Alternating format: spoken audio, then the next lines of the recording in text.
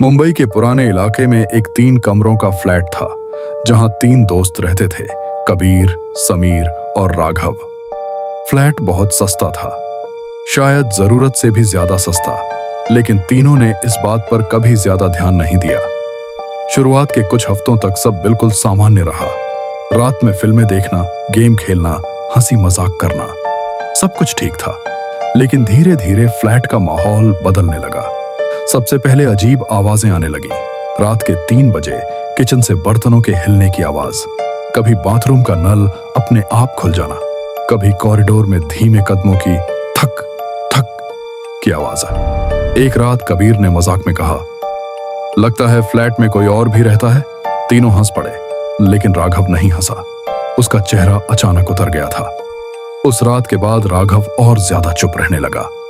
वह अक्सर खिड़की के पास खड़ा होकर बाहर अंधेरे में देखता रहता, जैसे किसी का इंतजार कर रहा हो। एक दिन समीर बाथरूम में शीशे के सामने बाल बना रहा था। तभी उसने पीछे से राघव को अंदर आते देखा, लेकिन शीशे में सिर्फ समीर ही दिख रहा था। राघव का रिफ्लेक्शन गायब था। समीर का दिल जोर से धड़कने लगा। वह तुरंत पीछे मुड़ा। राघव ठीक उसके पीछे खड़ा था। तू कब आया? समीर ने घबराकर पूछा। अभी, राघव ने धीमी आवाज में कहा। उसकी आंखें बहुत ठंडी लग रही थीं। समीर ने फिर से शीशे की तरफ देखा। फिर वही बात, सिर्फ उसका अपना प्रतिबिंब। राघव का कोई निशान नहीं। समीर पीछे हट गया। भाई, तेरा रिफ्लेक्शन। राघव ने उसे बीच में ही रोक दिया। उसके होंठों पर हल्की मुस्कान थी। सबको नहीं दिखता, इतना कहकर वह बाथरूम से बाहर चला गया। उस रात समीर सो नहीं पाया। अगली सुबह उसने कबीर को सब बताया। कबीर हंस पड़ा, तू बहुत हॉरर फिल्में देखने लगा है। लेकिन समीर अड़रा रहा।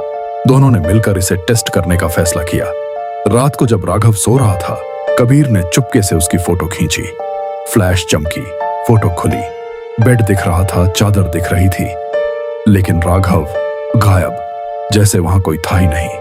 कबीर के हाथ कांपने लगे। उसने दूसरी फोटो ली, फिर तीसरी। हर फोटो में राघव गायब था, लेकिन असल में राघव वहीं सो रहा था। उसकी सांसें साफ सुनाई दे रही थीं। तभी फोन की गैलरी अपने आप डिलीट होने लगी। एक एक करके सारी तस्वीरें गायब होने लगीं। कबीर और समीर दोनों जड़ हो गए। और तभी बिस्तर पर लेटा राघव धीरे से बोला, तुम लोगों को यह नहीं करना चाहिए था। दोनों का खून सूख गया। राघव की आंखें बंद थीं, लेकिन उसके चेहरे पर हल्की मुस्कान थी। अगली सुबह फ्लैट का माहौल और भारी हो गया। दीवारों से अजीब सी बदबू आने लगी, जैसे कुछ सड़ रहा हो। रात होते ही कॉरिडोर में किसी के चलने की आवाज गूंजने लगी, थक थक थक। लेकिन जब दरवाजा खोलते कोई नहीं होता। कबीर ने बिल्डिंग के पुराने चौकीदार से फ्लैट के बारे में पूछा। बूढ़ा आदमी कुछ पल चुप रहा, फिर धीमे से बोला, 3 साल पहले उस फ्लैट में एक लड़का मरा था। कबीर का गला सूख गया। कैसे? शीशे के सामने। मतलब? चौकीदार ने सिगरेट का कश लिया। कहते हैं उसने कुछ देख लिया था। फिर वह हर शीशा तोड़ने लगा, चिल्लाता था कि उसका प्रतिबिंब उसका नहीं है। कबीर और समीर एक दूसरे को देखने लगे। उसका नाम क्या था? समीर ने पूछा। चौकीदार ने धीरे से कहा, राघव। दोनों के पैरों तले जमीन खिसक गई। नामुमकिन, कबीर बुदबुदाया। राघव तो हमारे साथ रहता है। चौकीदार का चेहरा पीला पड़ गया। बेटा, उस फ्लैट में अब कोई नहीं रहता। उस रात दोनों डरते हुए फ्लैट लौटे। पूरा घर अंधेरे में डूबा था। सिर्फ राघव के कमरे के नीचे से हल्की पीली रोशनी आ रही थी। दरवाजा आधा खुला था। अंदर राघव शीशे के सामने खड़ा था। उसकी पीठ उनकी तरफ थी। वह धीरे धीरे किसी से बात कर रहा था। कबीर ने हिम्मत करके अंदर झांका और उसकी चीख निकल गई। शीशे में राघव का प्रतिबिंब था, लेकिन असली राघव से अलग।